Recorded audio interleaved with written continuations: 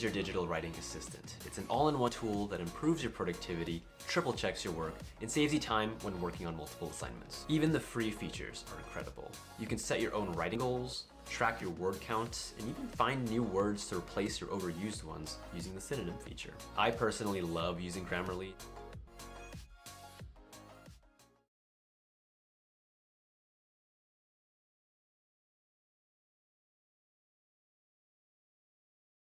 From the producers of Vanderpump Rules, welcome to the Valley. This is adult stuff. Our priorities have changed. I'm 40 now. I don't know how to manage raising a child. I know you are. Welcome to the jungle, baby. Bravo's The Valley. Stream all new episodes Wednesdays on Peacock.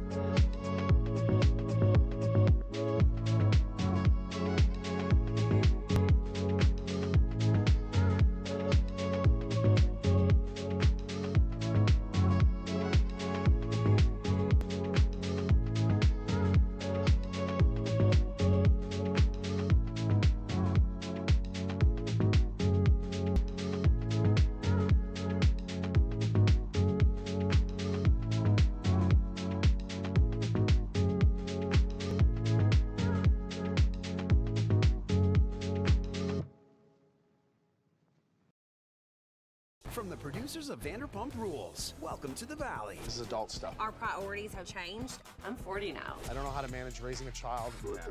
I know you are. Welcome to the jungle, baby. Bravo's The Valley. Stream all new episodes Wednesdays on Peacock.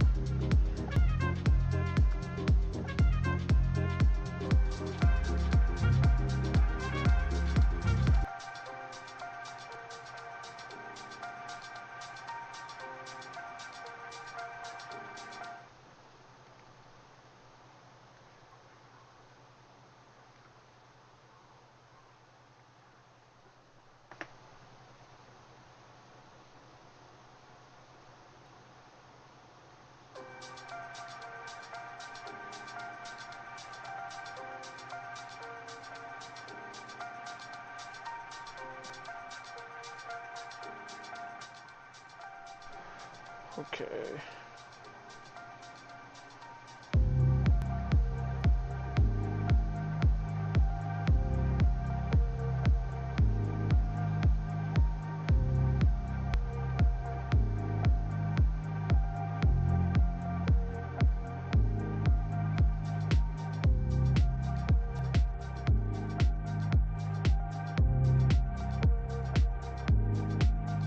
Oh, there we go. Made so many changes to the.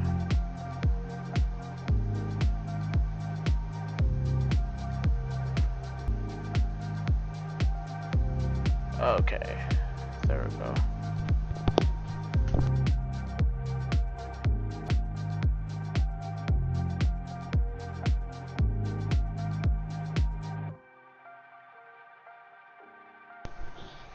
Okay. Hey everyone, what's going on? Welcome back to another stream. I know it's been quite a bit since I last streamed, but I'm back. You know, it's been a long break week for JJK, so we're here to, you know, waiting for the leaks, see what's going on, what happens with a rematch with Gojo and Sukuna. Oh, Gojo Part 2. Gojo Sukuna Part 2. Before we you know, check to all that stuff, we're more than likely going to go check out some gaming stuff that I've been missing. So we'll get started into that.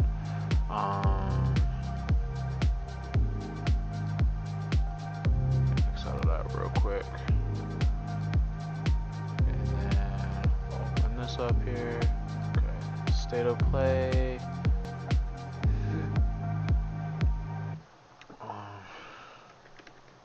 Check YouTube. See if there's been any gaming news.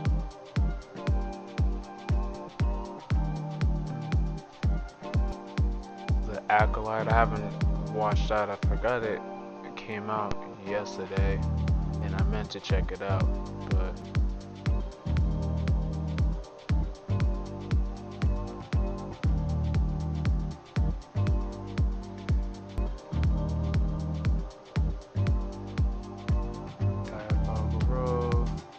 oh yeah, OTK Games Expo.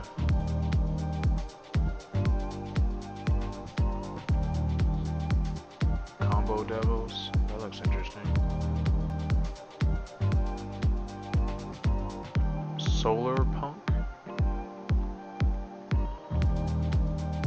Smack Studio. The Bazaar. Or Bazaar. Once Human. That reminds me of what's a demo? Okay. Finding Frankie. What's this freak ass shit here? Temtem. It's been a while since I heard about that game. Oh, I saw Screenbound. I'll check that out. Check out that there.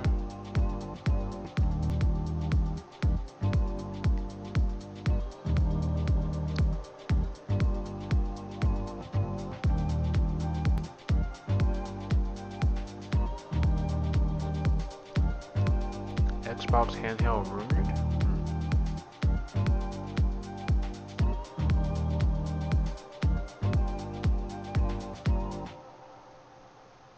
Yo, that Chainsaw Man chapter was crazy on Manga Plus. It was really great. That last page, that was weird. Let's check out this here. No, I didn't mean to open up a whole new thing.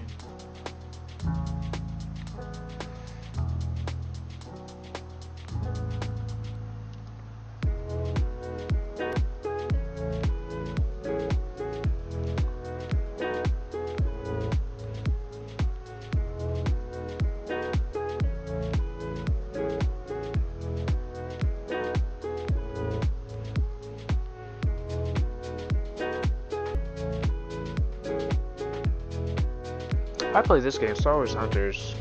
It seems a pretty cool game. Let me know if you guys want me to play that or make videos about that.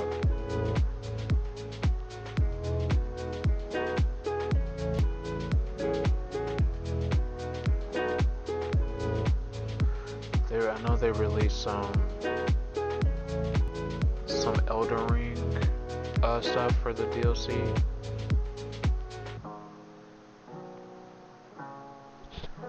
Let's pull up Vajravidya stuff. Maximum, you made a video, but we're not gonna check his out. Oh, there's a showcase for Metaphor this week. That's on the 7th. What's today? Today is the 5th, so that's Friday. Yeah, big week for gaming this week. Unfortunately, I will be at work. I will be at work for most of the stuff here. Hopefully I can take some time off.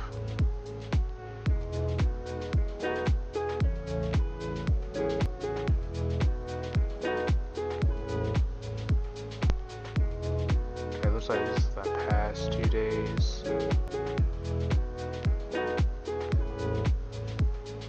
Can I purchase spirits?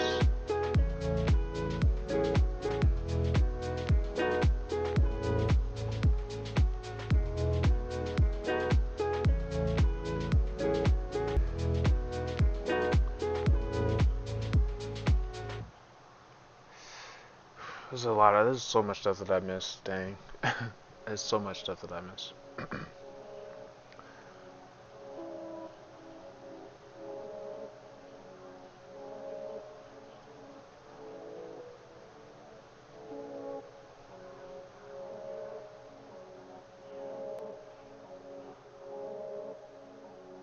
Oh yeah, gameplay walkthrough.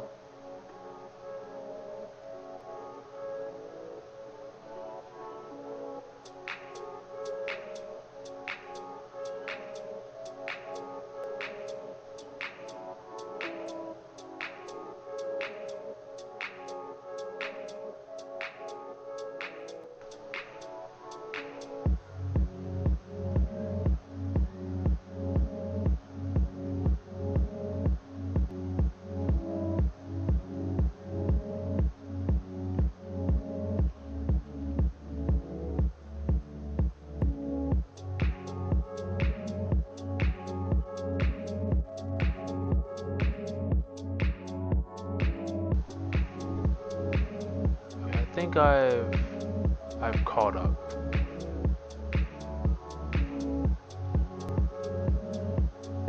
I think I caught up to everything.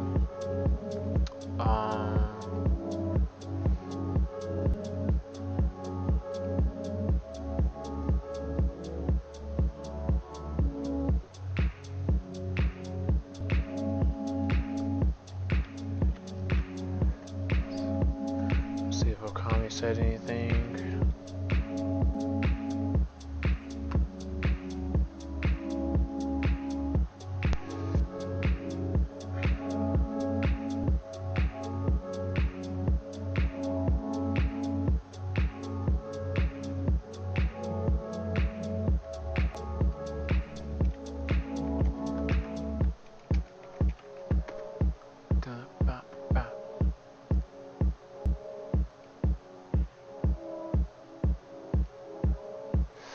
Okay, yeah, let's just get started on this.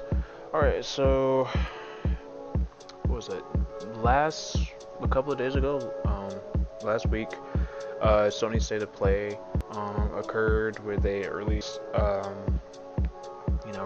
like some new games. From my understanding,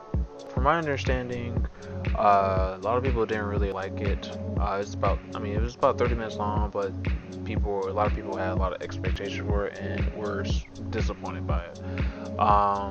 So let's check out the games that they announced in this.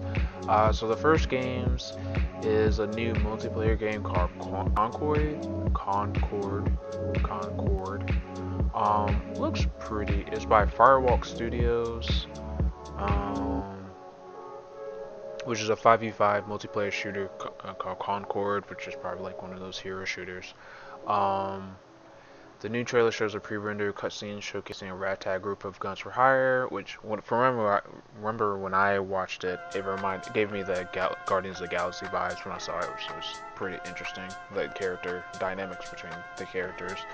After the extended cutscene, Firewalk Studios provided a first and detailed look at Concord's gameplay.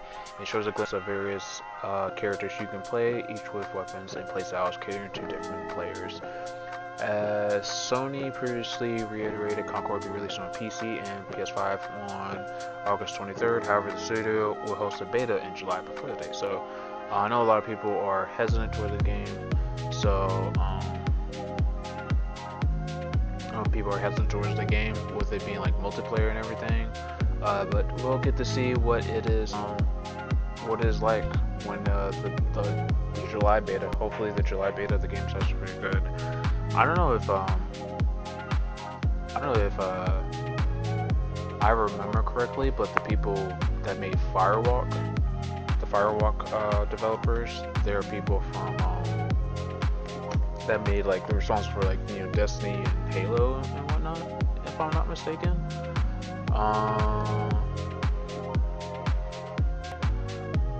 But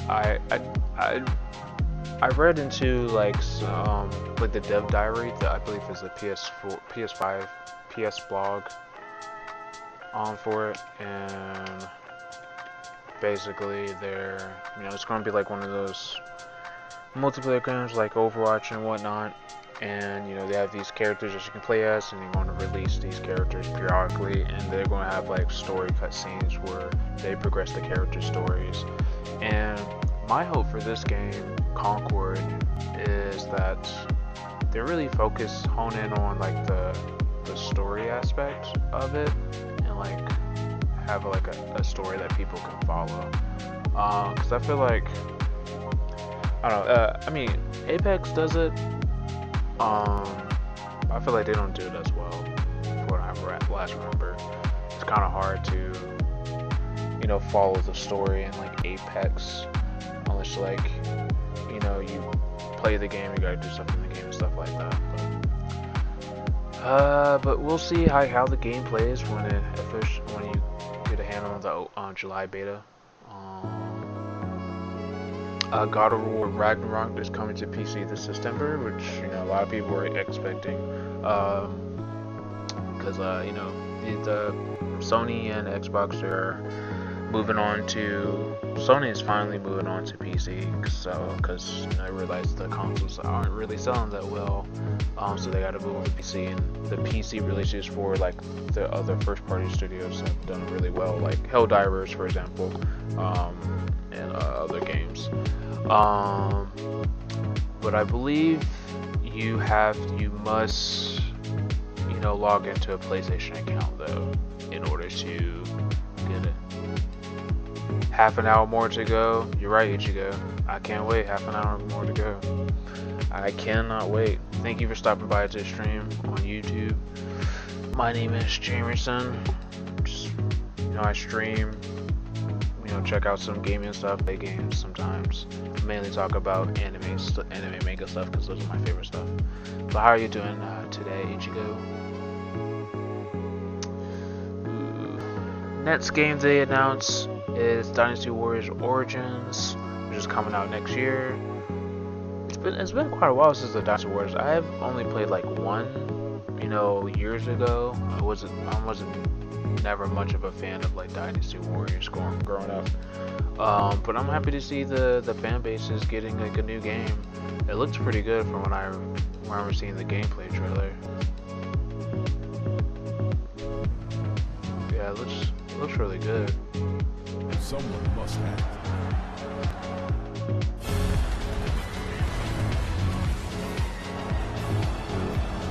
This quality's terrible. This quality's terrible. But no, it looked pretty good. It looked pretty good from what I remember. In the PlayStation blog post, Dynasty Warriors Origins producer Tomohiko Sho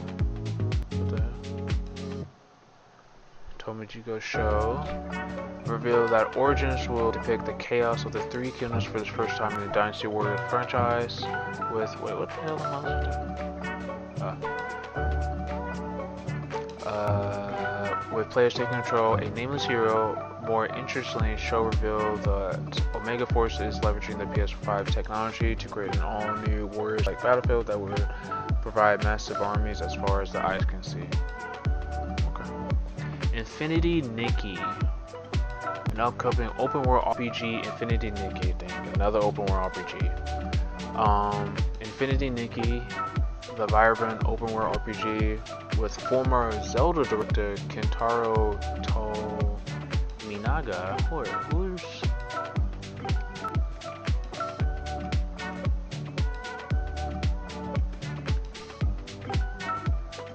what Zelda game has he worked on? Let's see, wait, what Zelda game has he worked on? He was a director. He worked at Nintendo from 2022 into Nintendo for 20 years. He's credited for 10 games and 1 expansion, most of the work being directorial. Aside from Zelda games, he is credited for the following. Oh, the Wind Waker. I love Wind Waker. Twilight Princess is a sub-director. Game designer for Breath of the Wild. I know a lot of people love Breath of the Wild. A Link Between Worlds. Yeah. Okay, he's got some Zelda games. I know a lot of people didn't really like Skyward Sword like that. So for some reason people hated Wind Waker. I love Wind Waker.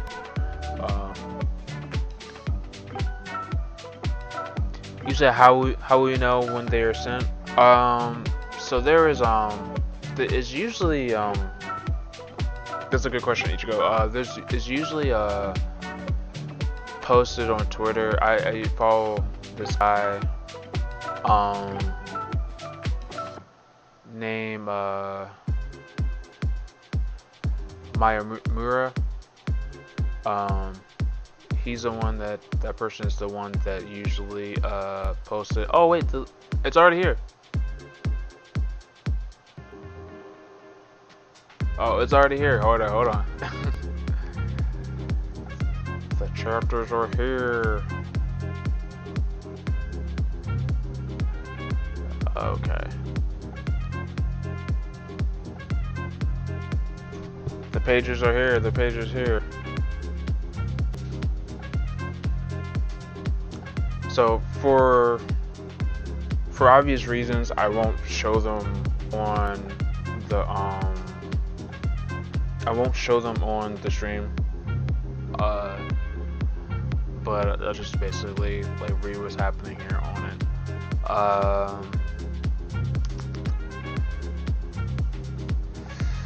Okay, but the guy I like I see the leaks. His name is Mayamura, Myamura on Twitter, and like he's already posted the pages right now. So it says here the first page looks like this was going to be a short one. This chapter is only 7 pages. Oh no, Gege has fallen sick, so the manga will be on break for 2 weeks. Ah, dang.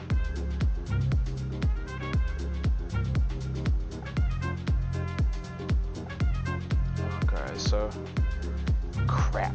Okay, so Yuji's on the front cover of the page, and then we got a full color page with Sukunu and Yuta and Goto's body.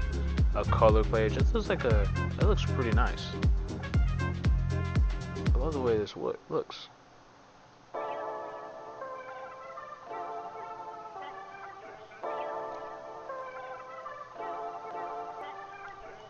I'll at least show this.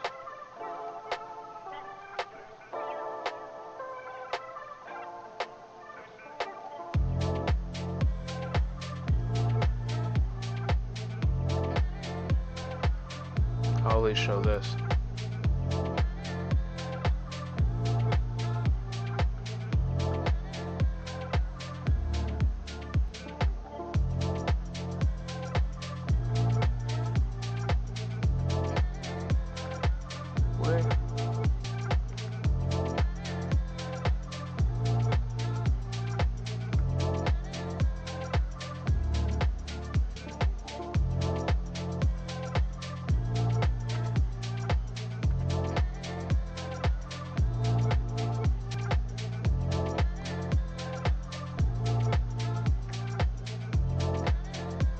What in the world? Yeah, no, this is clean. This is a clean picture, yeah. What? What in the world happened?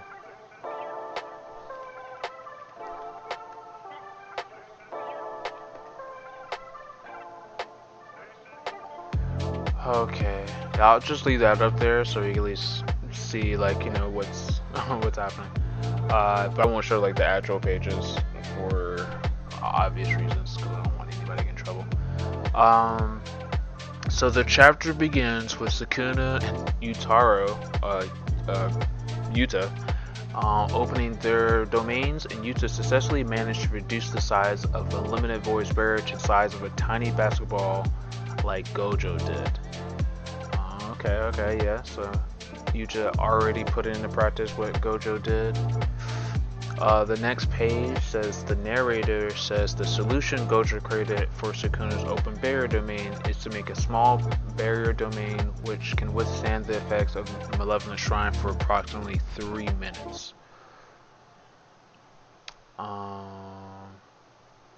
And then taking Sukuna's fatigue into consideration, it's possible for me. Yuta says it's Yuta thinking he's saying that it's taking Sukuna's fatigue into consideration. It's possible for him to withstand his domain for 3 minutes, just like Gojo Sensei. The narrator also explains Sukuna has reduced effective curse technique range to just surround Yuta's barrier and eliminate Malevolent Shrine's 99-second time limit. Okay. So far there's only been new updates. He says before the fight, Yuta swaps souls with Gojo to train and improve his barrier techniques. Okay. So we've already got a confirmation that Yuta swap bodies with Yuji and Yuta. Yuta swap bodies with Yuji and Gojo, and obviously Yuji learned something from. I wonder if Yuji learned like how to do reverse curse technique from Yuta. I wonder that's what he learned. But yeah, they only shown like technically 3 pages now. The first page is like, you know, Yuta and Sukuna opening up their domains, and then the third panel on that first page is just Yuji and Todo in the background, you know, basically witnessing what's happening. The next page is like what happens within the domain that Yuta like shrinks, and basically Sukuna is activating his Malevolent Shrine technique, and it goes into like that what Yuta and stuff is thinking about. And it looks like and then Yuta did a body swap, so they really did cheat, like Yuta said, they cheated.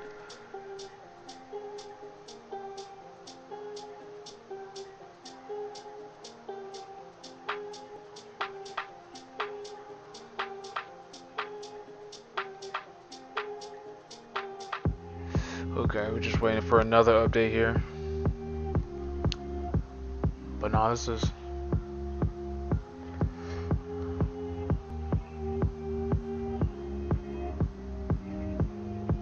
Man, it sucks that he's gonna be in,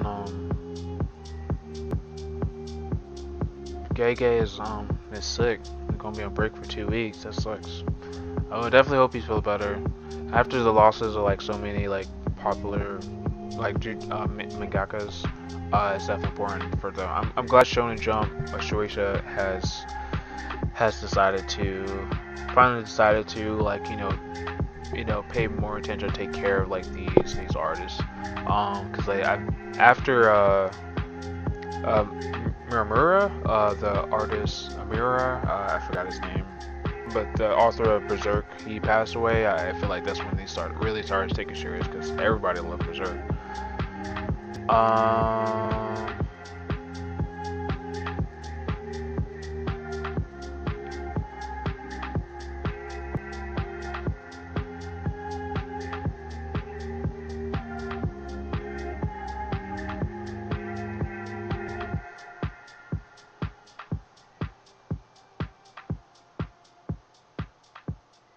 Crazy. The chapter coming out early today, man.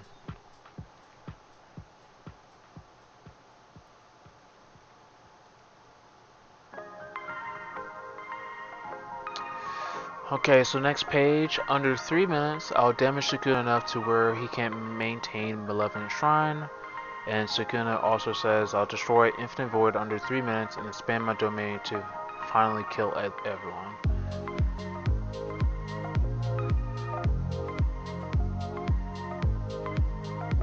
So they're both aiming to damage each other. So who's gonna cave first? Who's gonna cave first?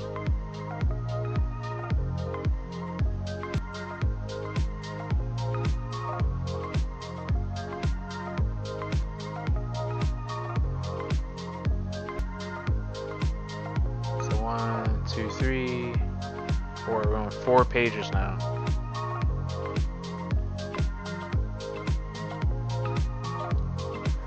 We're on 4 pages now.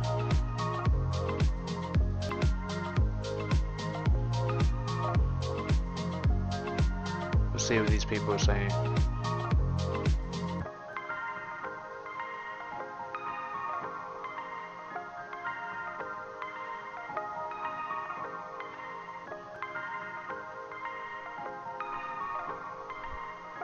Oh man, I really wasn't expecting the leaks to come out so soon.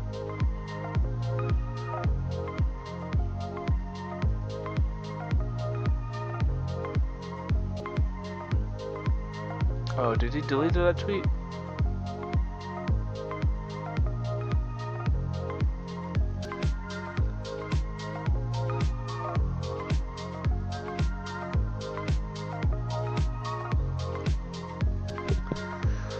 Oh man.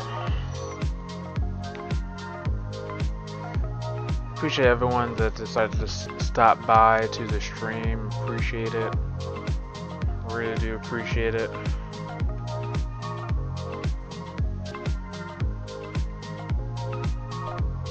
Don't forget to subscribe and like the stream. While I'm waiting, I might as well check out the My Hero stuff.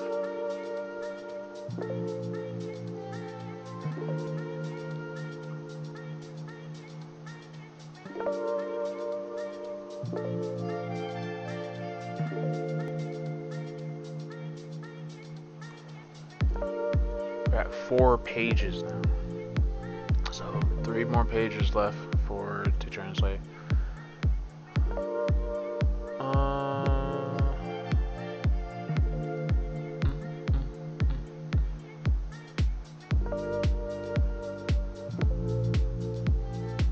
It usually takes them about like 3 minutes for them to translate the stuff here.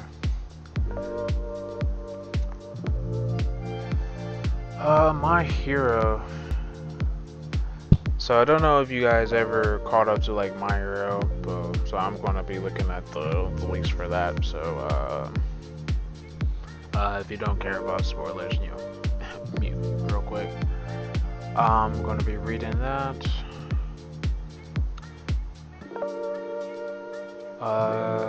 My Hero child starts off with Tamaki and Nichire receiving their deployments. Several male students are crying because they're sad that Nichire is graduating. President Mike is DJing and says that since that they don't have any cherry blossoms, he's going to liven up the graduation ceremony.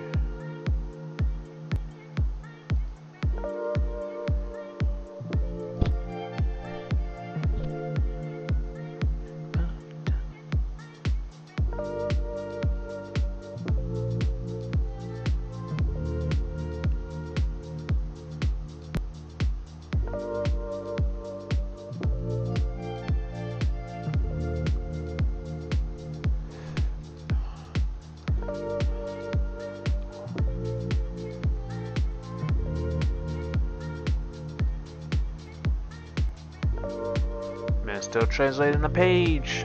Okay. Next page for My Hero. President Mike is DJing and says that since they don't have cherry blossoms, she's going to live. Oh, I already just read that. Kirishima says it feels more like a festival than a graduation, and the narration reveals it's already June. Hey, funny enough, it's June actually right now. So, Hirotoshi, time to write. Tamaki says, Nijire, if her injuries have healed. Nijire says that if all thanks to Mirio, since he kept taking care of them, the flying UA after they were defeated.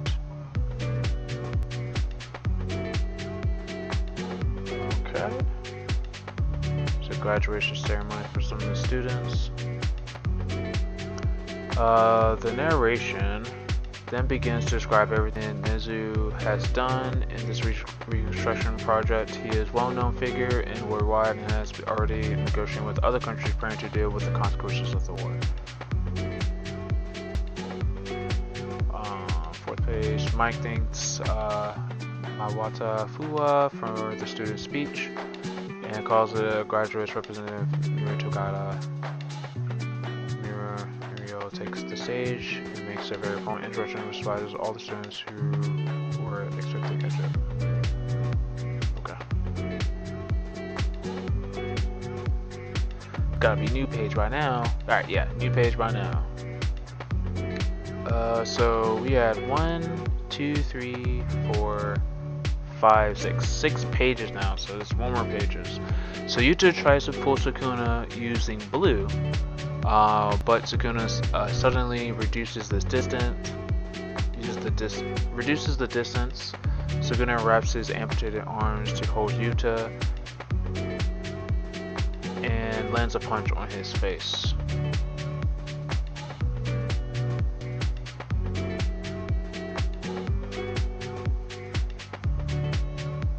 Okay.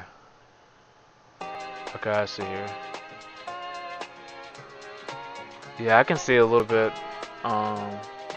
Gege's, sickness is affecting the drawing, because Utaro's, face is a little bit weird in one panel here. I mean, it still looks good though. It's not like that one chapter where it looked like it was like brush strokes. But yeah, I can see where he's trying to use blue to pull Sukuna forward, but Sukuna, did an instant teleportation in front of his face, wraps his arms around Yuta and punches him. Now we're probably about to get a dialogue here. Is he about to summon Rika?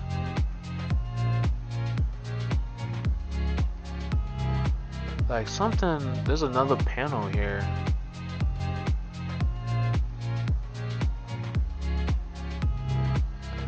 Like something activated or something.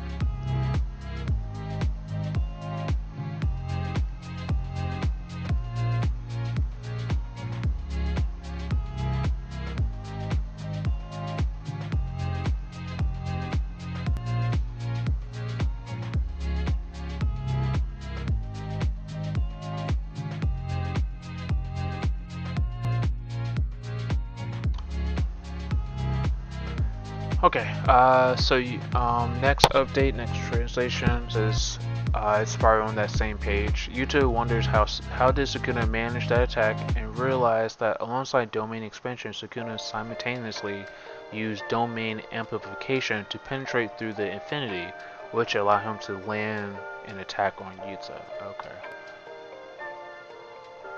And so what does Sukuna has to say after that?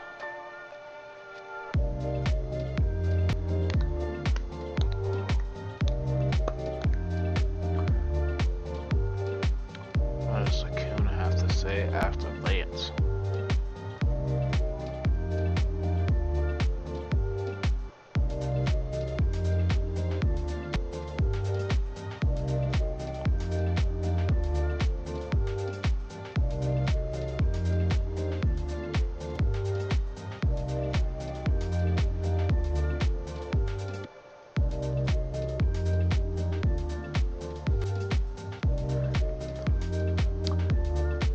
it's crazy that the leaks came out so early. I wasn't really expecting it. I was not expecting it. Yeah, I guess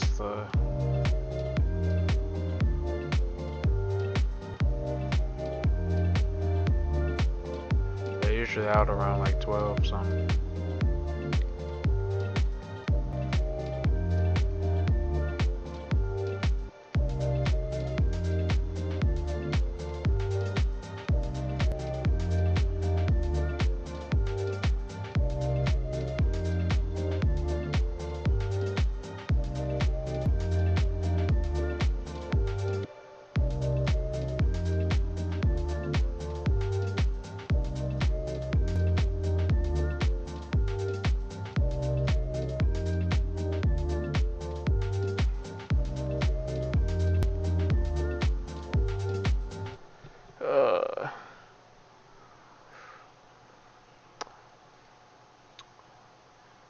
So I've been kind of thinking about like My Hero lately. Well, kind of sort of like not really like the way I'm thinking about it is not like, oh man, I'm so excited about it and everything like that. But it's more about that I haven't really been that excited for it like that. You know, like I feel like, and I feel like a lot of people feel the same way about My Hero now. Alright, let me move this over. I feel like a lot of people feel the same thing about My Hero now. They're not feeling like super excited about it, and actually I don't know. I'll talk about it later. Yeah, I feel like no, I can talk about it now while we're waiting for like the leaks to fully post.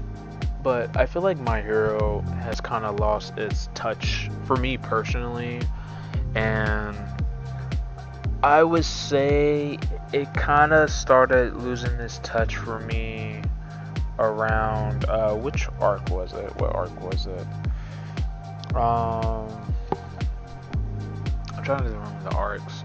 Cause I want to say after like I guess the summer camp, the forest camp arc. After that, I feel like that's why I kind of like got out of touch with it. But I want to really think about like the festival. Where I feel like that's where I kind of like stopped like paying attention to it, and like I've steadily looked into it. I looked into it to see what's going on, keep up to date with the story. But I feel like my excitement for it is not as big as it was when it came out in the beginning. And I wonder why like I was so excited for it, and why like I'm not excited for it now as I used to be. Like, 'cause at this point I'm just reading it to see what happens to like the characters, because there's some of the characters that I like, but I want to see like what happens. But I feel like at the time when My Hero came out, Naruto just ended and everybody was looking for like the next big thing to like hold them over, and My Hero came out at that time, and everybody just kind of like stick with it, and it's like the whole superhero stuff in Marvel is still pretty big at the time. So that's obviously why it's obviously easy why you could get swept up with with like My Hero and like the hype for it. And the animation was like super good too, the anime, especially that fight between Shoto and Midoriya.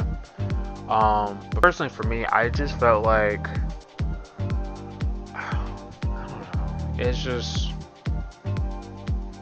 I felt like there was too many, like the arcs were like too short, and like I don't know, didn't really feel I don't know, there wasn't anything that really got me like invested into it like that.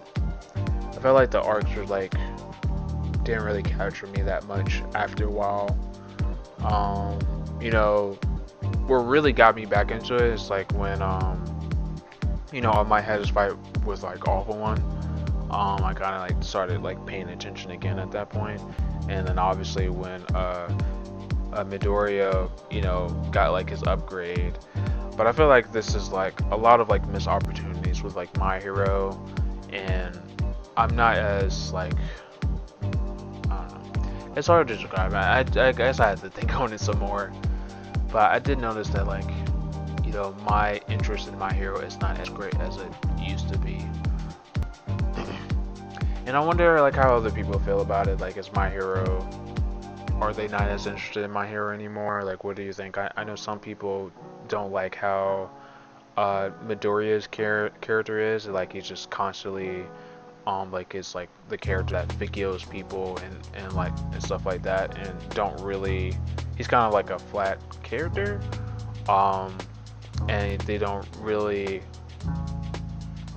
delve into like, you know, why he's like that, or he does no like self-reflection on like his character, because this man grew up being bullied by his supposed best friend Bakugo, and they're like buds now and everything, and it's like weird that they never really, I don't know, it just feels like, I don't know, I mean, it's sort of there was that one arc where like he got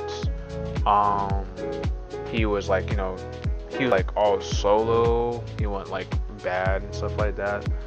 I know a lot of people didn't really like that. I feel like that arc of his was like short, in my opinion. I feel like it would have been longer. But it is what it is. I'm waiting for it.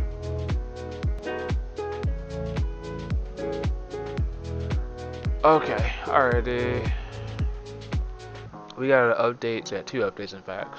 So Sukuna has an evil grin on his face as he thinks the sorcerers can't share info about what's happening inside the domain through Mei's crows. Sukuna has an evil grin on his face as he thinks the sorcerers can't share info about what's happening inside the domain through Mei's crows.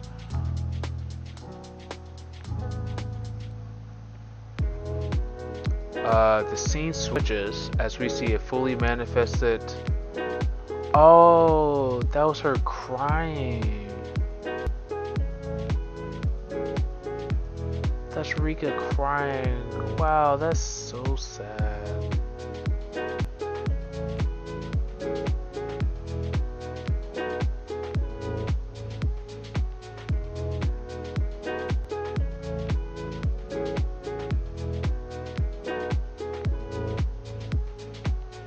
Oh, that's so sad.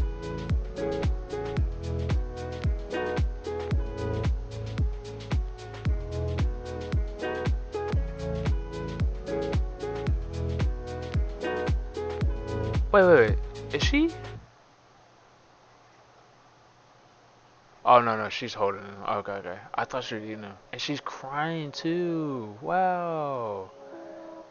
Oh, so that's what, that was a tear. Oh no, this is not looking good.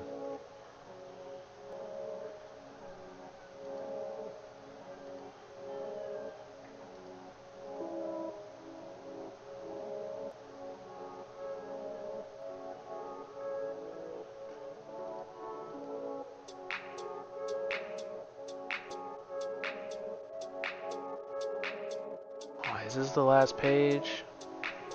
1, 2, 3, 4, 5, 6, 7. Yeah, he says 7 pages.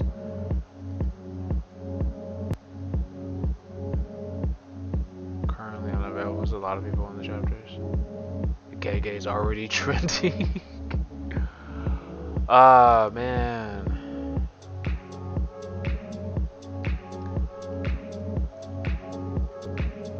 Gege is already trending.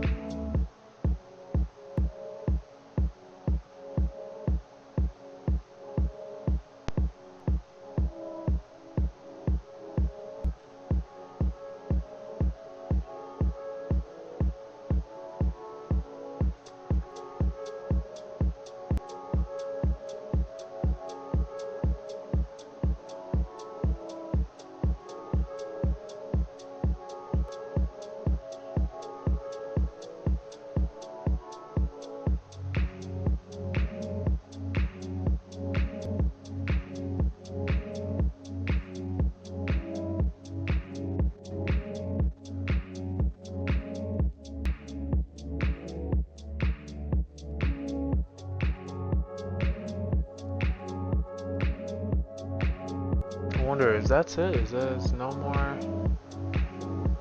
aids from Mira?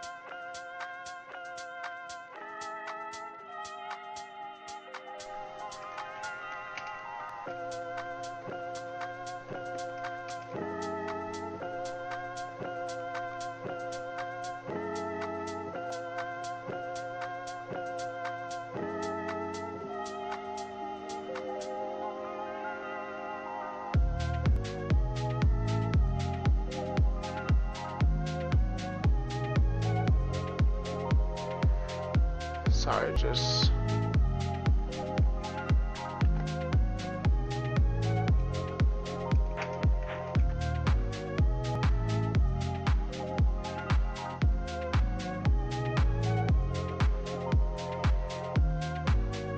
I guess that's it.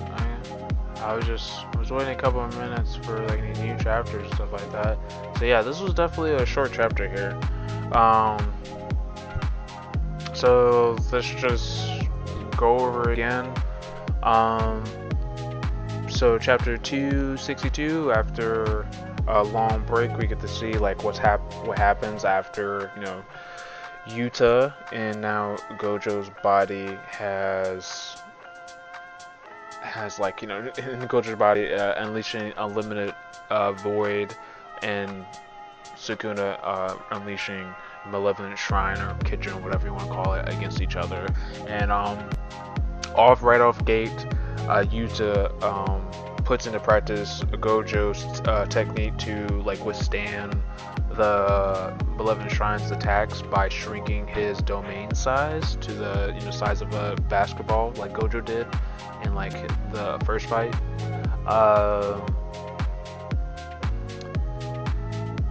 And like pretty much in the next few pages, Yuta's taking Sukuna's fatigue into consideration.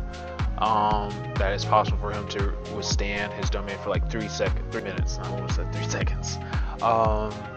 Sukuna reduced the effective his curse technique's range to just surround Yuta's barrier and eliminate Malevolent Shrine's 99-second time limit.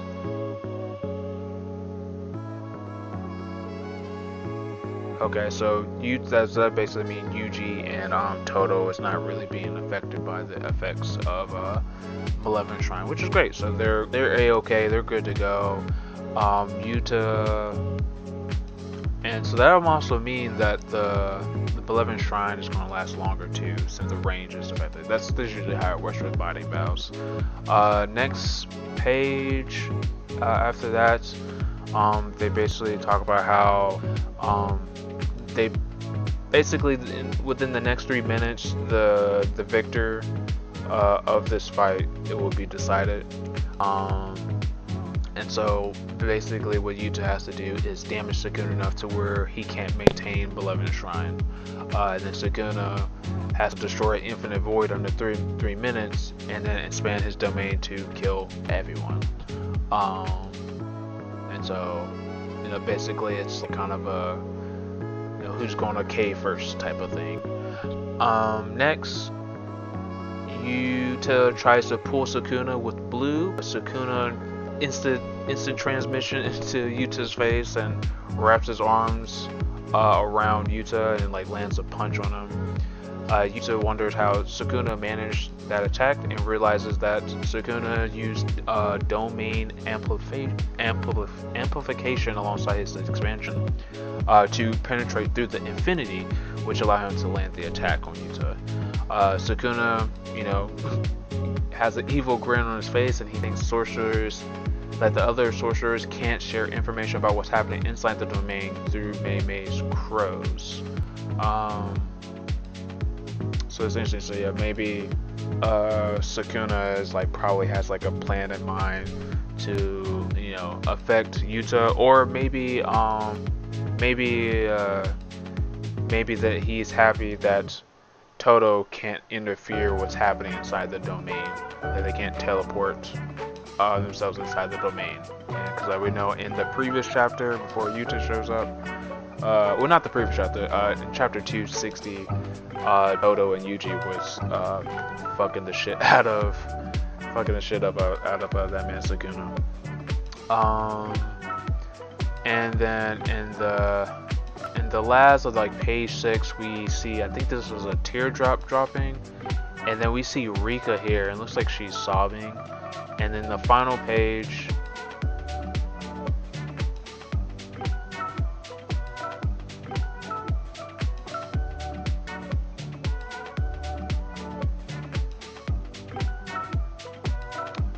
but then, you know, the scene switches over to Rika completely holding the lifeless body of Yuta's original body, and as she's like calling his name and like holds it like dearly, and like this is probably like the saddest thing to see here. Like I know, like I just chuckled there, but this is like super sad to see.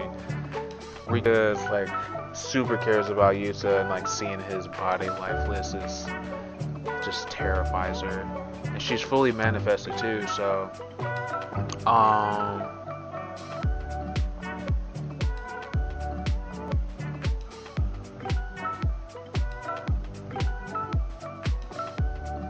but I wonder if this is a confirmation that and that's basically the end of the chapter right there. Before I get any further, it looks like this is like the shortest chapter in like a while, 7 pages, mainly because Gege is sick, and he's going to be gone. There's going to be a break for another 2 weeks, so we're going to be, the community is going to be freaking out for these next 2 weeks and wondering if like what Yuta's going to do and how he's going to like come out on top, and like they're hoping like within like these 5 minutes, you know, this man Yuta can like, you know, do something worthy of like, you know, Gojo's body, basically. But you know, best of luck to Gege. Hopefully they get much better, and you know they're able to, you know, get to working.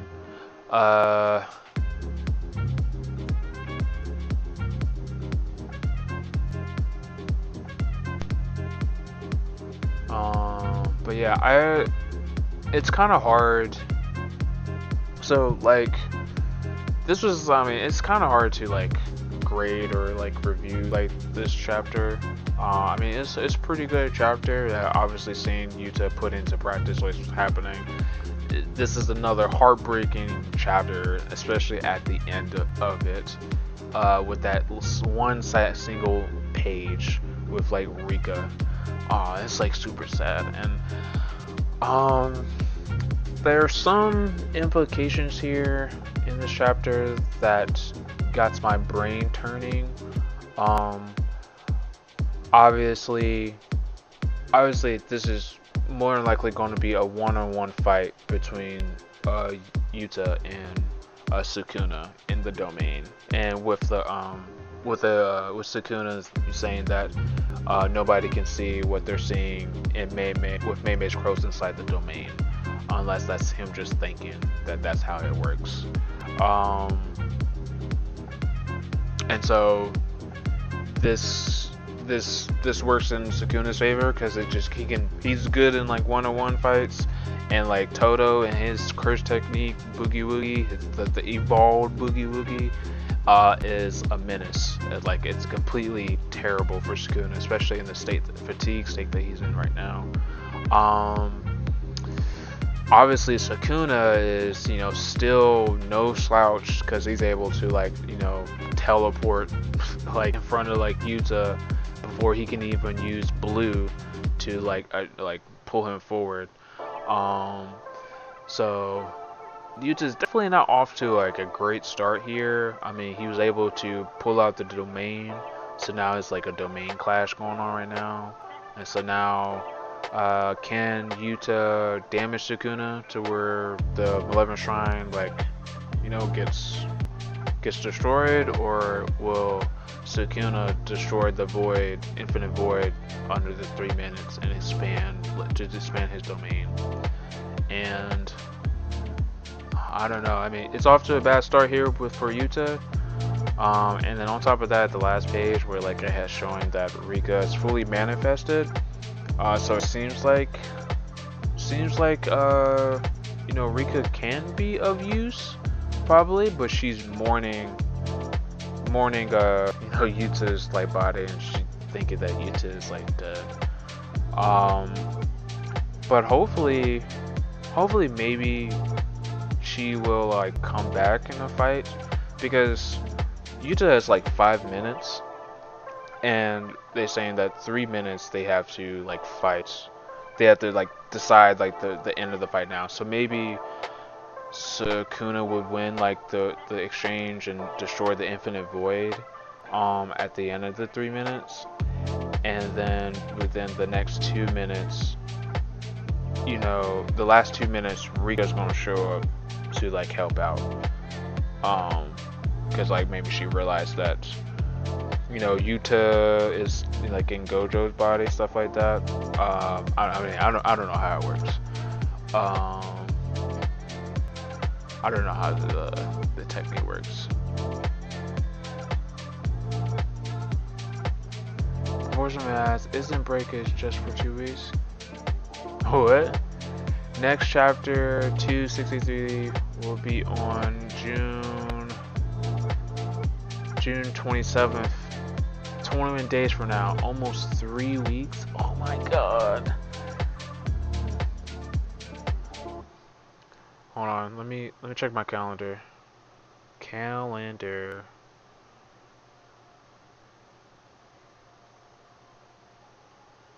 Oh, I am not going to be off in that week. Okay. So, see you guys on, you know, stay tuned to the channel, because I'm definitely going to be posting some JJK videos, because I got one video in mind for it. But yeah, no, this is a pretty short chapter. It's really hard to say like whether it's like good or bad, but it's definitely heartbreaking, and it's all because of that last page with Rika. I'm very sad for that. But let me know what you guys think of like the chapter. You think it's like pretty good? Think it's pretty bad? Let me know. The color pages are pretty cool. I like the color page of like Yuta and Sukuna there. It's pretty clean. I like JJK's art style.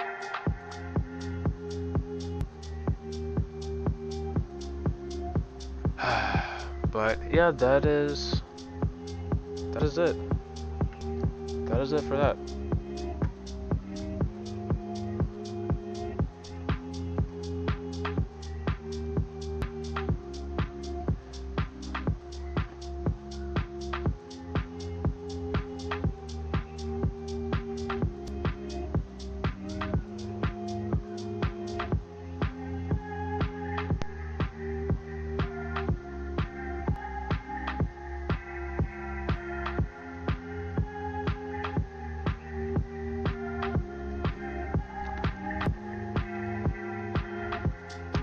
Alright.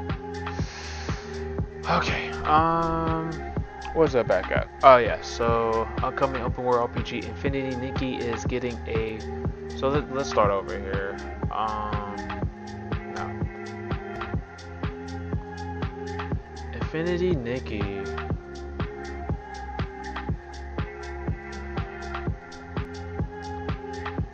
Previously described as an open world dress-up adventure, Infinity Nikki will see the titular character arrive at the continent of Mirrorland.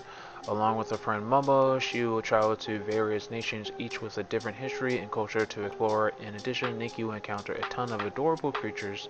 There's no firm release date was revealed. We did learn at the end of the trailer that it will go into beta test quarter 3 of this year, where the winds meet. I don't feel like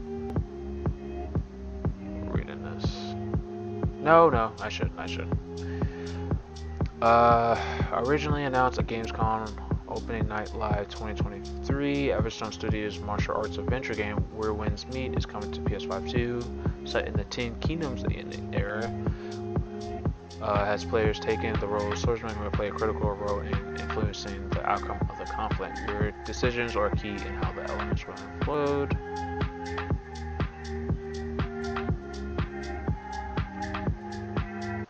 Okay.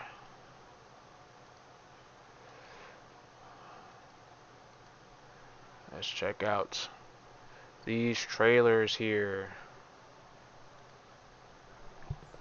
Diabolical Rogue. Early access trailer. Ooh, it's a multiplayer game?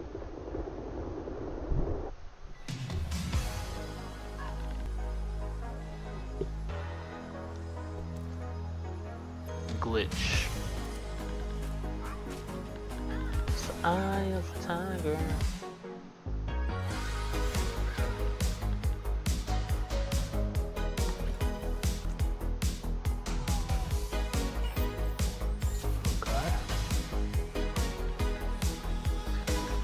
Got a little cute little mascot.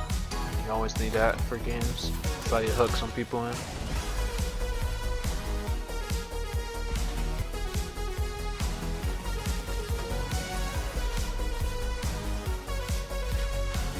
Okay.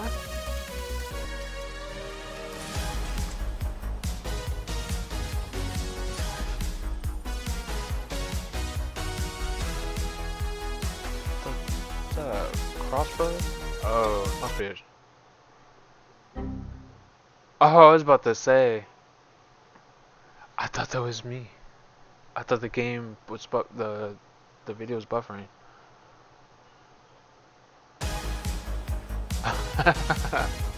I like that.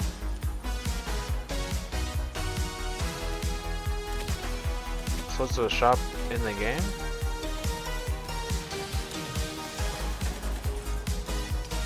A lot of verticality. I wonder if this is inspired by Halo.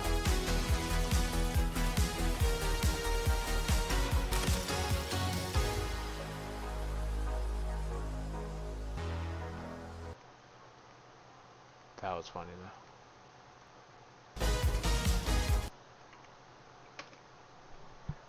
Well, let me check this out here.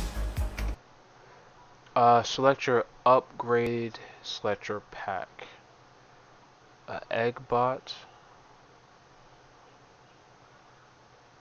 So obviously the skills. Okay.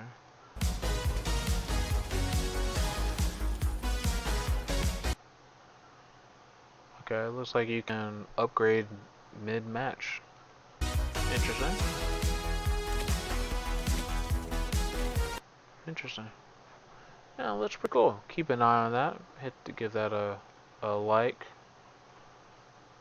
Diabolical Roads early access via a GD Studios. Are you interested in that, guys? Check it out. Combo Devils. Oh wait, hold on. What the hell?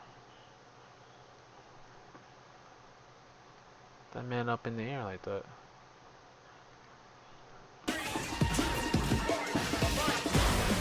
Oh, this is the Smash Fighter. Brand new fighting game.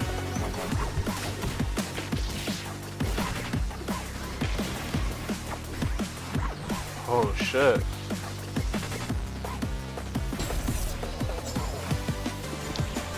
I like the style.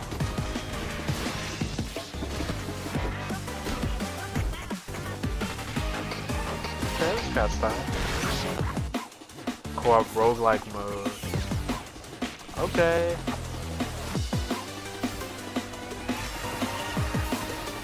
Okay. Got some content. It's always important for fighting games having, you know, other game modes other than like fighting concept. Built with rollback metal. Look at that.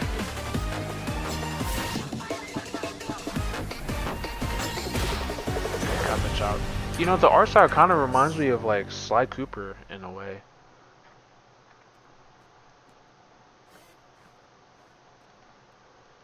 That's pretty cool. I like that. Solar Punk. Oh no, we're gonna skip this. I'm not really a fan of like survival games, so no offense to them. But if you want to check out Solar Punk, go ahead, look it up online. Smack Studio.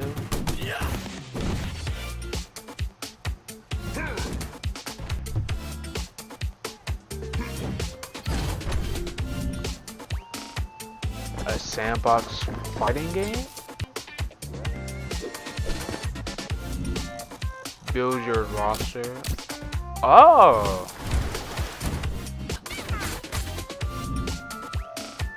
Play and share. Oh, that's pretty cool.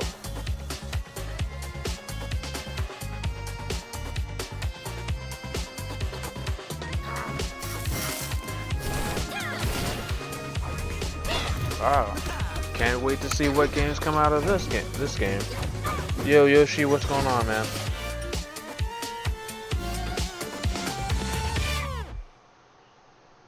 Oh, that's why it's called Smack Studio. I'm not much of a fan of the pixel style for like the characters, but no, that's pretty cool. I like that. Just vibing. How you been? I've been doing pretty good. Just been relaxing. Just you know, caught up to. Just saw the leaks for JJK 262. Kind of a sad chapter. You sleep on pixel designs? Yeah, I definitely sleep on pixel designs. I mean, it's like those pixel designs. There's a time and place for it. You started the series, the YS series. Is it called YS?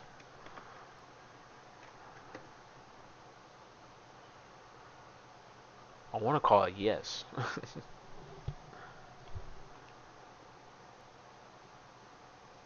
Oh, Isu?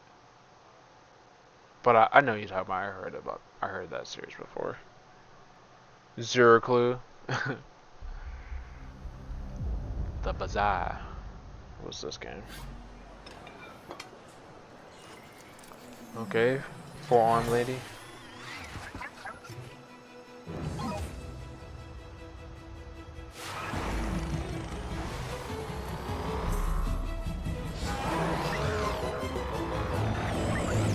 For some reason, I thought this. When I heard the name, I thought this was like going to be some action adventure game. It might still be an action adventure game, but I don't feel like it. You skip to the 8th game because it ties into the 10th, which is the one I want to play. You want to play? Ah, okay. I skipped it now. Wait, it's got 10 games? Ah, dang. I mean, Final Fantasy has like 16 games, so it's really not that bad. Not counting the side games.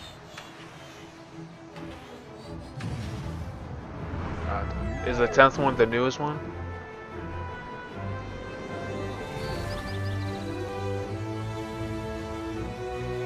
This is the second game with like a little round robot mascot for the game.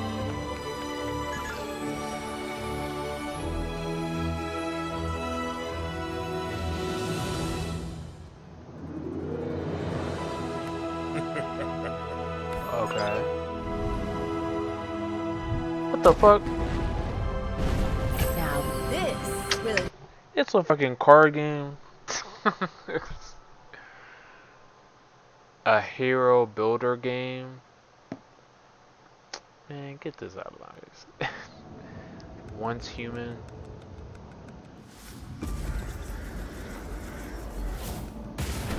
Oh shit.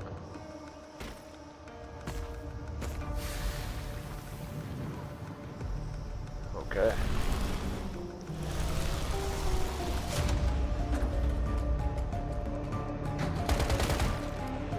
Freaky supernatural stuff.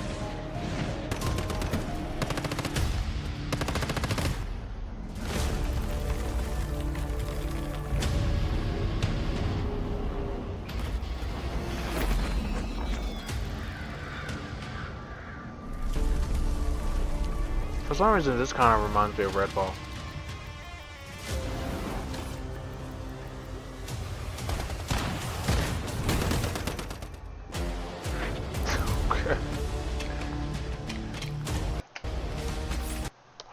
Wait, is this like another version of Power World?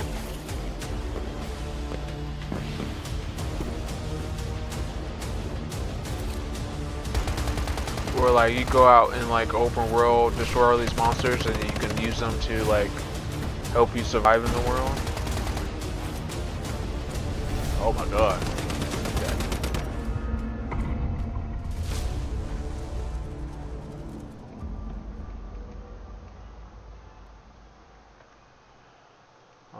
Looks like they gave me something a little bit more right there. Finding Frankie. Oh. A horror game. A Chuck E. Cheese horror game. Another one.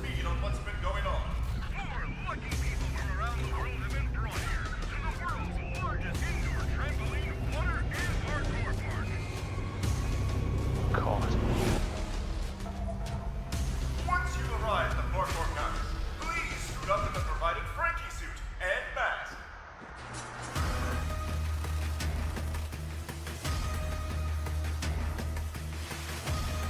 Oh yeah. Oh, whoa!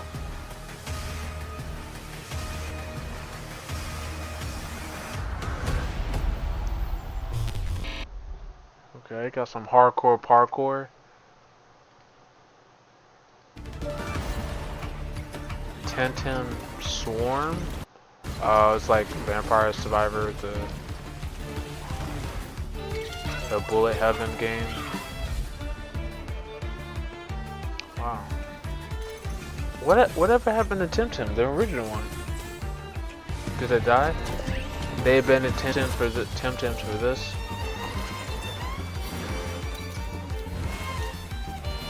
This is how you kill a franchise that was never original to begin with. I mean, a lot of games aren't really original. Yeah, I never really have heard any updates about Temtem. That's crazy. Screambound. Oh, this is that one game you keep seeing on Twitter where you can play like 2D and 3D at the same time.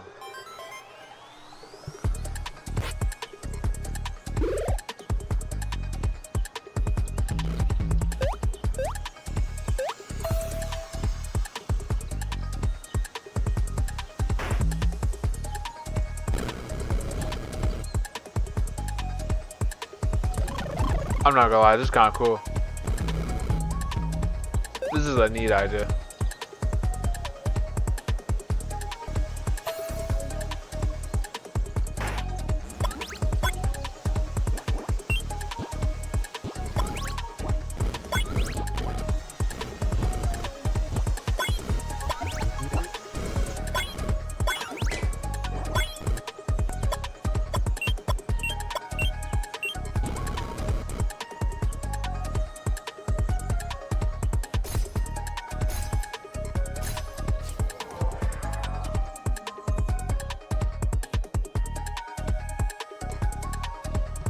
That's like kind of cool. I love this idea.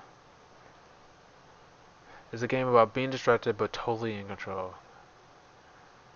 Yeah, no, I love the idea. Like big boy boxing. Oh.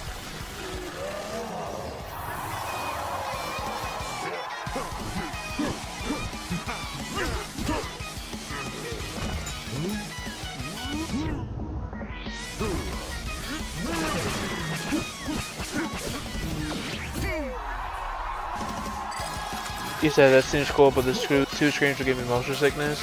Yeah, I can see how that would give people motion sickness. I could see like some people when they playing it, you know, they'll just get like confused and get stressed out, trying to like try to do two things at once, focusing on what's on the Game Boy and focusing like what's behind the Game Boy. It's a neat idea though. It's just an animated trailer. Multiverses. It's always just a weirdo in a mask. I don't know, dude. You see his sword? That had serious bad vibes all over it. It was a machete, not a sword. And he was probably I love that they put doing some Jake and Velma together. If you call murdering dudes yard work. Okay, gang. I think. Dude, watch my face holes. All right, show yourself. I'm not gonna lie, the Multiverses team should keep doing like these type of trailers. This is a really good trailer so far. I'd like to revisit my thesis.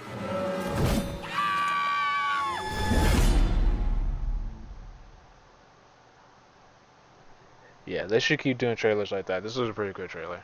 If they keep doing trailers like this, the Multiverses team, then I think they're pretty good hands. This was a pretty good trailer for Jason and the Multiverses Rift cinematic. Yeah, they should keep doing stuff like this. And if you do, the Multiverse is gonna be a successful game. Story. Okay. So, Vati Vidya, I think yesterday, a lot of people released like videos about them, playing the DLC and gave like their impressions of it. So we're just gonna be watching these videos here. After you interact with Miquela's cocoon, you're transported here. Actually, to. Let's check IGNs. Cause I don't wanna watch other people's content. IGN's fine because they're like a big old company. Let's see what their impressions are of the DLC. Before we start this preview proper, a couple of quick notes. All of the footage that you're seeing here was provided by Bandai Namco, as I was not allowed to capture my own footage from the preview event. Also, let's start with the spoiler warning, because I know that discovery is one of the core elements of Elden Ring. So if you don't want any of that discovery compromised by hearing me talk about the things I found during my preview time, the TLDR of this preview is, it was awesome. It was like playing Elden Ring again for the first time, but with an endgame character in a brand new open world. Alright, now let's get to the preview.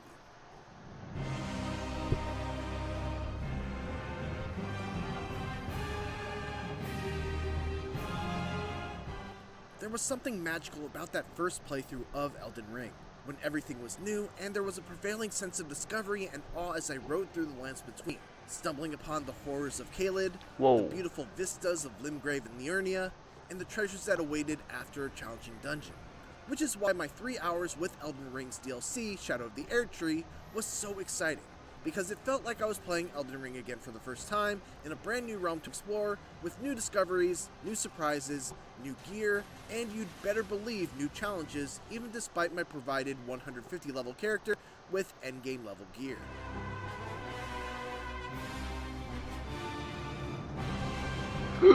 My 3-hour play session began at the Cocoon of the Empyrean Site of Grace, which is where you do battle with the optional boss battle, Mohg, the Lord of Blood. But this time, there was an NPC named Leda there as well, who asked me if I too was beckoned by Miquela. By examining the cocoon with Miquela's withered arm ominously hanging out, I was whisked away to the Realm of Shadow.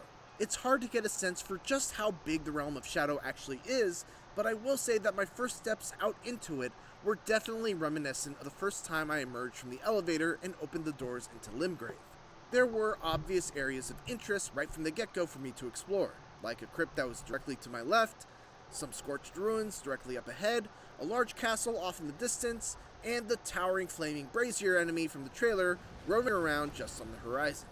Of course, in true Elden Ring fashion, the very first enemy I encountered ended up murdering me, as if to reassure me that despite my level 150 character with a plus 25 strength scale max, along with 80 points allocated to strength, this DLC wasn't going to be a cakewalk for people with endgame builds that have run out of things to challenge them in the base game. It wasn't even a boss, it was just a random enemy that decided to drop down from above while I was exploring some ruins, with its dual-wielded chakrams that kept me tumbling backwards as I tried to dodge its twirling dance that never seemed to end. Once I got my revenge and a couple of paltry 1,000 runes for my trouble, again, this was just a normal run-of-the-mill enemy, I made a break down the beaten path and wound up at the first big dungeon of the DLC. Billerad. The ultimate goal of the DLC is to follow Miquela's crosses, which essentially act as Miquela's footprints and signpost the plot-critical path. The first one I found also came with a message that read, "The gate of divinity lies in the tower sealed by shadow. That is surely where kind Mikola is headed. We are no Empyreans, but we must locate the path that will lead us there. I will follow the crosses east." Belurat itself was a fairly large dungeon that was somewhere between the size of something like Stormville Castle and Castle Morn. It wasn't quite the size of a legacy dungeon from the main game, but it's still pretty lengthy and filled with plenty of optional side paths, many of which I didn't get the opportunity to fully explore. It was a fortress filled with all sorts of new nasties, from scorpions of both small and gigantic varieties, to relatively weak guards that like to hide around corners waiting to ambush me, to grave birds that sat perched on ramparts, to heavily armored knights with giant weapons that would occasionally use shoulder mini charges Deathbird to bash character me from 15 feet away. Oh wow, look at this movement. Oh my god. Every enemy I fought was a new encounter for me to learn, which was an exciting challenge. Look at his movement. Oh, look at that attack. The boss of Belurat is one that you a lot to do, a lot of new weapons. Oh, this is what I love about games. It was a difficult especially fight, DLCs, added new stuff to the one game. of the new summons in Shadow of the Air Tree, Black Knight Commander Andreas, along with swapping my weapon from the heavy-hitting Fire Knight's Fire Greatsword to the much more nimble Backhand Blade, which allowed me to hit and run much more easily. Perhaps the coolest aspect of this particular boss was the fact that its second phase has it alternating between ice and lightning power-ups, forcing you to also have to contend with either random lightning strikes or massive AoE ice attacks that build up frostbite, on top of also avoiding his heavy-hitting attacks. Eventually, I prevailed, gaining the lion's head to wear as a helmet, horrifying but cool, along with his remembrance, and then moved on to the second main dungeon, Castle Encist.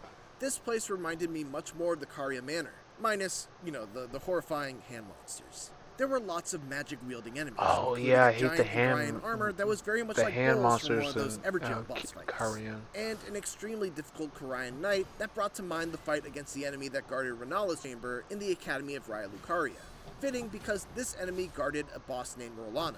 Rolana was definitely the hardest boss to take down during the preview window, combining fearsome melee sword skills with extremely powerful magic attacks.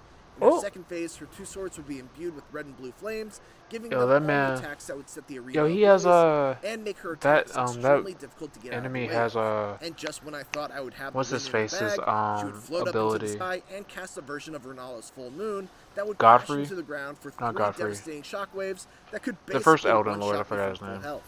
If it isn't clear already, Shadow of the Air Tree is hard, but you're not left completely without a lifeline. Scattered throughout the realm of Shadow are scattered tree fragments that can be brought back to a site of grace and turned in, much like you would a sacred tear or golden seed. These fragments will decrease the amount of damage that enemies deal to you, but only while you're in the realm of Shadow. Bullshit in addition enemies. to that, you can also find revered Spirit Ash Blessings, which can be turned in the same way. What is that? These will instead increase the amount of damage dealt by your spirit summons. While I didn't get to explore the optional paths as much as I would have liked during my 3 hours of playtime, I still managed to find plenty of brand new weapons, talismans, armor Jump sets, scares abound, cookbooks, exactly. crafting guides, and even an ancient dragon smithing stone. The new weapons were really cool too, with some really unique properties and weapon arts that made them behave quite differently from anything else in the main game. The heavy smith script axe, for instance, could be thrown with the press of the heavy attack button without any sort of cost or resource tied to it, making it very effective both at distance and close up. The Milady has a weapon art that puts you into a stance with your arm outstretched to the side, and from the stance you can do a number of cool follow-ups, like a leaping and lunging stab attack that's very similar to what Melania can do. The backhand blade can be split into two swords when you dual wield it, and has a super sick weapon skill that has you dashing to an enemy's side to stab them in the ribs. I felt like I accomplished a lot in my 3 hours of playtime with Shadow of the Air. That's just like the first 3 hours. There's probably more abilities. So much left on the table.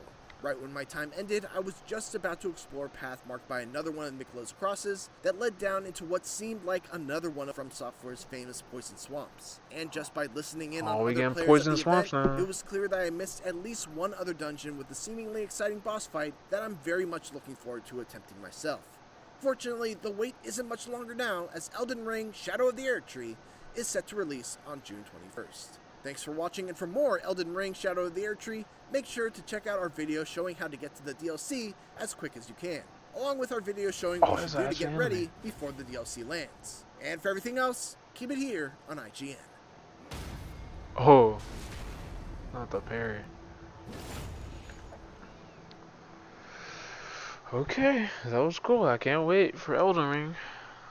I'm gonna be off that week, so I'll definitely be able to play the DLC. Cannot purchase spirits.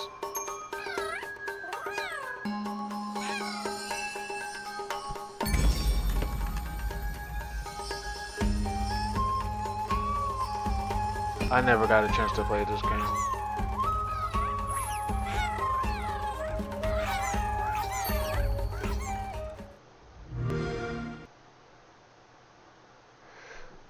Okay.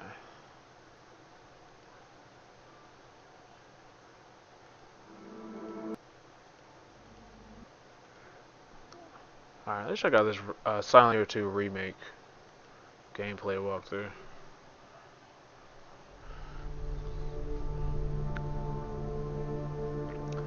Bloober. Is this the highest quality?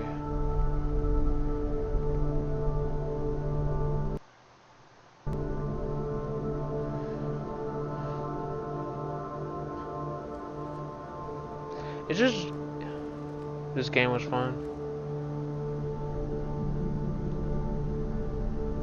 It's interesting that they decided to skip Silent Hill 1. They didn't go the Capcom route and like starting their remaking the games from the beginning. I think they should. This whole town was our special place. Where you going, big boy? You promised you'd take me there again someday. But you never did. The farm boss had a weird difficulty spike. You talking about Kenna? Ah, okay. Okay, yeah, I definitely have to get the game. I've been meaning to play that game, but I just never got a chance to do it. Mary died of that damn disease 3 years ago. Is she really alive? Walking, east side of Southville. I mean, the game was good though. I mean, it's been a hell of a year since it came out, so it's definitely quite a bit of an improvement. Looks spooky. What is this? I thought that was like a pile of leaves. Oh, okay, just teleport.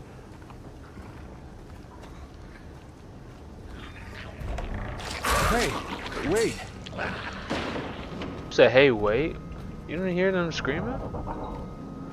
You hear that growl? What's... I tell you, certain demographics you guys are. Why you always want to investigate stuff? Look at that. You saying, hey, wait? Oh, this man James is stupid.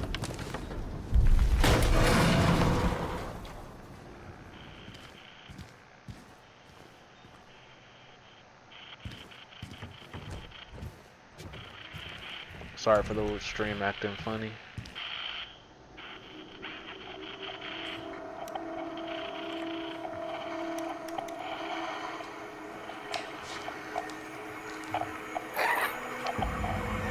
Did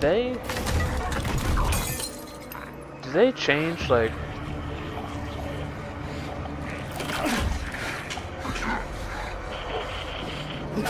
so it looks like they're making some changes to his story a little bit, because I don't think this is where James first learns how to like fight.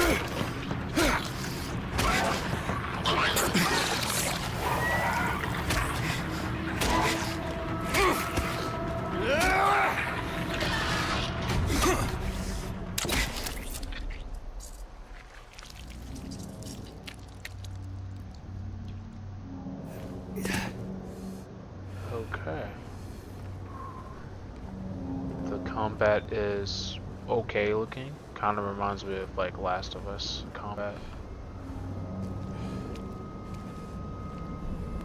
When like you're attacking with like a plank or a bat or something like that. Nutrition.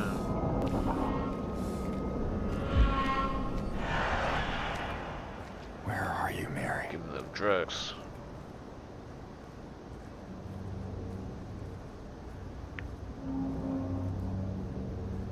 I tell you, they got the atmosphere and the look down.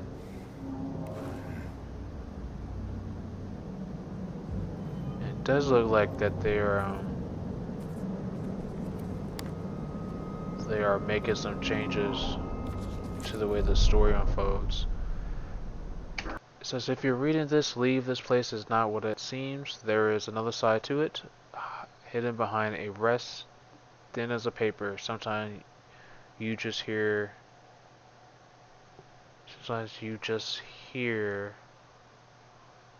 You just heard. What's this last sentence? Oh, is this Laura? What you got there? None of your business. You didn't love Mary anyway. What? Hey, wait! Laura being weird. How do you know her name?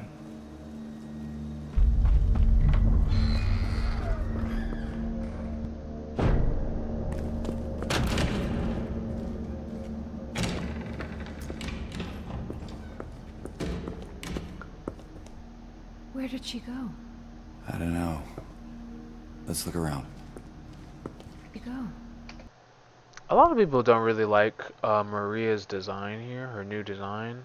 I think it works for her. I mean, still like shows like, cause if you don't know, this character's whole thing is like she's like, I don't know, she has like a sex appeal like towards like James. I think the original design, I don't know. I think this design works for her, especially in this day and age. This design of like Maria works. It's like it still shows like the sex appeal. She's wearing red and black, which is generally colors that for like, for like sex and stuff like that. I don't know. Let's look around. She also got like her hair is dyed a little bit too. She's not as like innocent.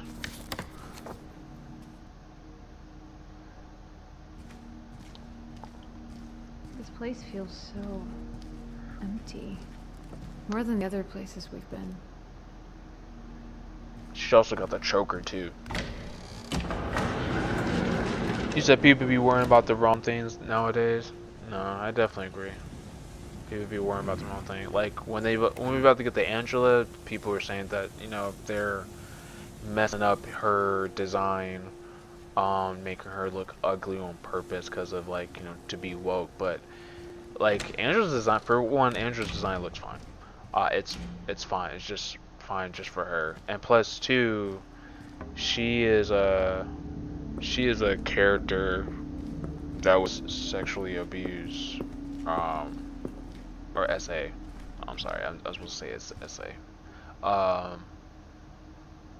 She's been like abused by her father and her brother, and it makes sense that she is, looks a certain way, because of that stuff. I mean, I'm no expert in this situation, and I don't claim to be an expert, but I would assume, based on what other people say about like that subject, I think Laura, it makes sense for Angela to look like that. It's okay. I don't want to hurt Yo, you. this girl's out of there. God damn it. So far, this trailer's just been like, walking. Saw a little bit how the combat works. Some more of like a. Oh wait, we're about to see some more combat. Okay, we get to see some shooting.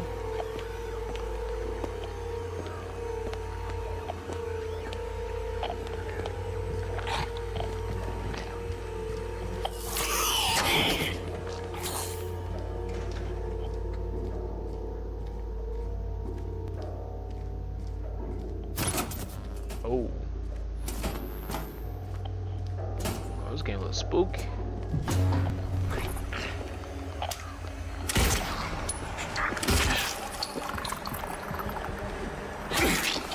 Pipe. Piping her down. Oh. Damn, block. She grabbed the pipe.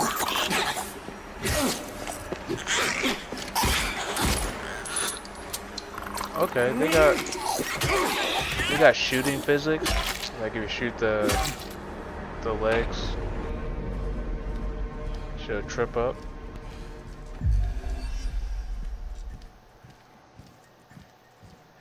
I wonder if they still have like the hidden mechanics where like if you do certain things you get certain endings. Like I know if you if you kill like all like the nurses a lot, they lead you to like a certain ending or something like that. I wonder if it's still like that. Hopefully it is.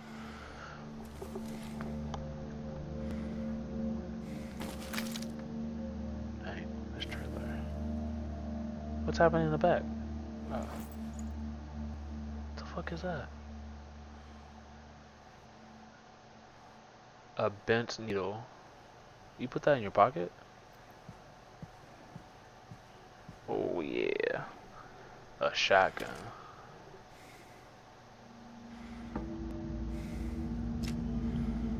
That's what I'm talking about. That's the real gun there.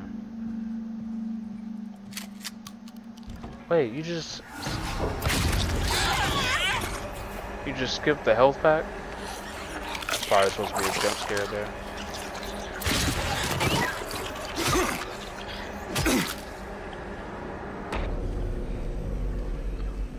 Okay.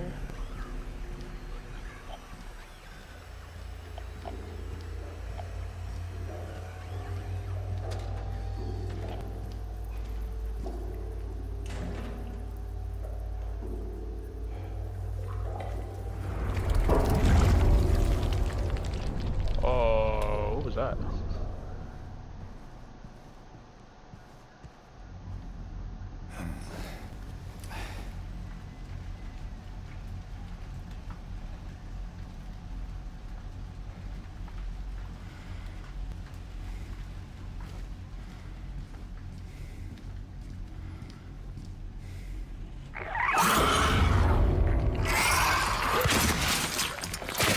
Oh my gosh. How you completed this?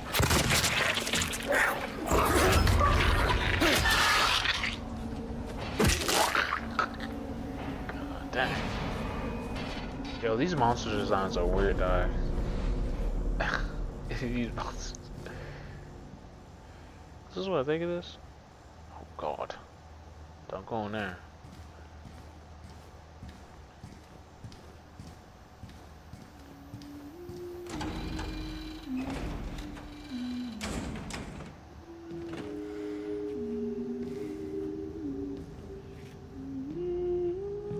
Laura, why do you keep running away from me? And how do you know about Mary? Mary's my friend. We met at the hospital last year. Stop lying. Laura, I'm sorry. I didn't mean.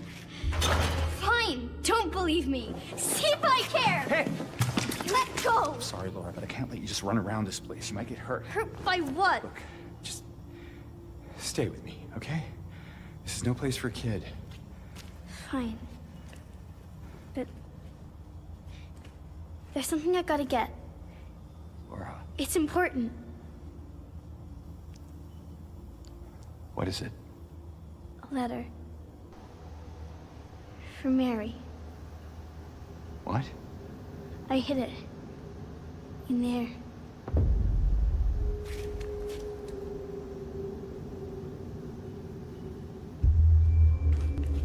You hid it in there?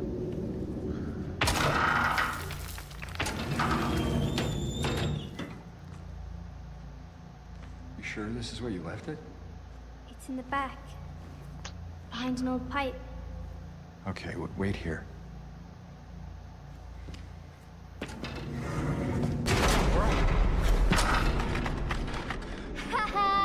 Open the door, Laura.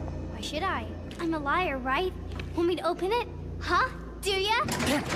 Let me out of here, you little brat! In your dreams, fart face. Please open the door. There's something in here. Sure there is. A big lying fart face. See a fart face? Laura! Laura! Oh my god. All those kids and their insults.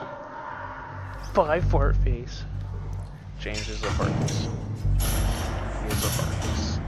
Big fat fart face.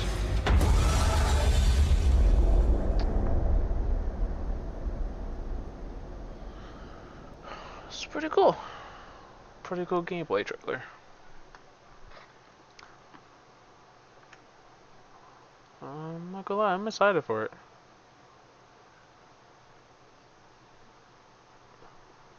There was another...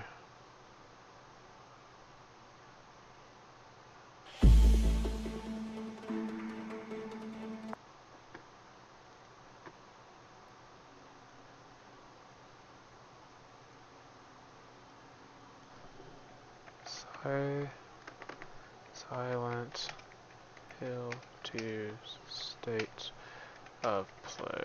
What was another thing? Release date trailer. Let's look at this real quick.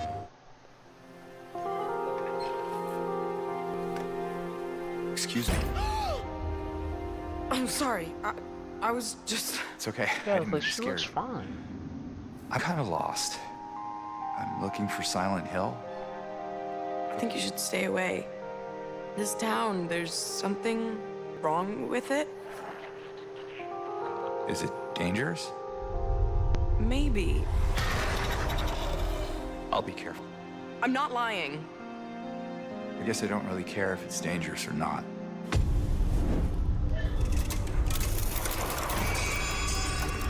I'm going either way. No, you shouldn't be here. I'm surprised they so focused like Angelus so much in this trailer. Figured they wouldn't like spoil story stuff for people. It's been years since the game came out, so I'm guessing that people forgot about it. Why not since then? I'll be good, I promise. Tell him I'll be good, please.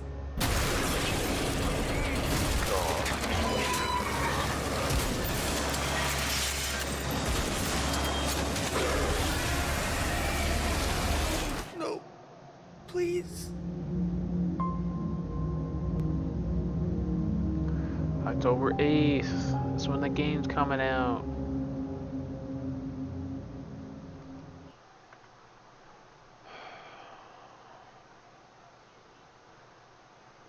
But yeah, that is it. That's the end. Well, thank you everyone. I think that's it for me tonight. Thank you everyone that stopped by. I really do appreciate it. I hope you have a great rest of your night. See you all in the next stream. Peace.